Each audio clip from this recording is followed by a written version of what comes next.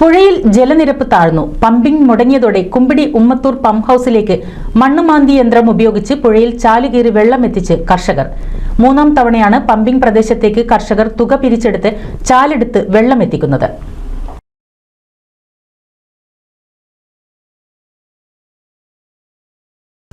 ഭാരതപ്പുഴയിൽ ജലനിരപ്പ് കുറഞ്ഞ് പാടങ്ങളിലേക്കുള്ള ജലസേചനം മുടങ്ങി.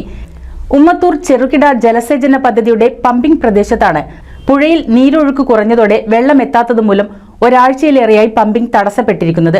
ഇതോടെ മേഖലയിലെ 60 ഏക്കർ നെൽകൃഷി പ്രതിസന്ധിയിലായെന്ന് പാടശേഖര സമിതി അംഗങ്ങൾ പറഞ്ഞു. കേന്ദ്ര ജല കമ്മീഷന്റെ കണക്കുപ്രകാരം നിലവിൽ ഭാരതപ്പുഴയിൽ 4 മീറ്ററിൽ താഴെയാണ് ജലനിരപ്പ്. ഇത് മുൻവർഷങ്ങളെ അപേക്ഷിച്ച് കുറവാണ്. ഇതിനു പുറമെ ജലസേചന പദ്ധതിയുടെ പമ്പിംഗ് പ്രദേശത്ത് കാലവർഷത്തെ കുത്തൊഴുക്കിൽ വലിയ രീതിയിൽ മണൽത്തിട്ടകൾ അടിഞ്ഞുകൂടിയിട്ടുമുണ്ട്. ഇക്കുറി മൂന്നാം തവണയാണ് പമ്പിംഗ് പ്രദേശത്തേക്ക് ചാലെടുത്ത് വെള്ളം എത്തിക്കുന്നതെന്ന് കർഷകർ പറയുന്നു.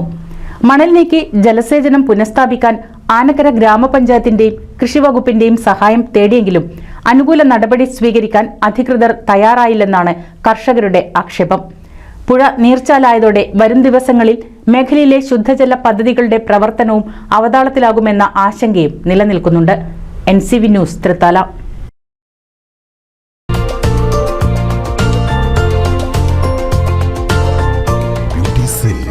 എടപ്പാൾ, തൃപ്രയാർ, ചാവക്കാട്, പുത്തനത്താണി, പെരിന്തൽമണ്ണ.